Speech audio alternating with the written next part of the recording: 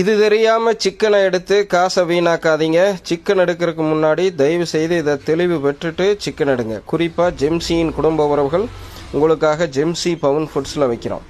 நம்ம உடலுக்கு தேவையான விட்டமின் B12 மற்றும் அயன் இந்த ரெண்டையும் சிக்கனில் சேர்த்து பெறதுக்காகவும் முழுமை பெற்ற புரதத்தை முழுதாக பெறதுக்காகவும் இப்போ நான் சொல்லக்கூடிய இந்த டிப்ஸ் பயன்பெறும்.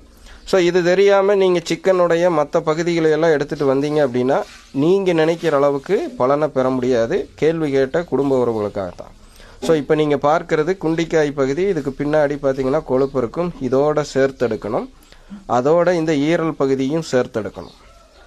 ஸோ இந்த 2 இடங்களும் இப்போ நான் சொன்ன விட்டமின்களுக்கும் மினரலுக்கும் ரொம்ப ரொம்ப முக்கியமான பகுதி.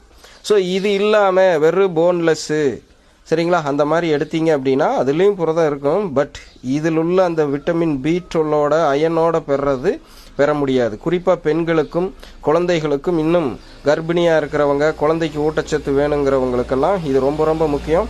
ஸோ 4 பேர்த்தோட பகிர்ந்துடுங்க. குறிப்பாக நம்மை போல் நடுத்தர வர்க்க மக்களுக்கு பகிர்ந்துடுங்க. எப்போ சிக்கன் எடுத்தாலும் அது பிராய்லரோ நாட்டுக்கோழியோ குண்டிக்காய் பகுதியும் ஈரலும் கட்டாயம் இருக்கிற மாதிரி பார்த்துக்குங்க.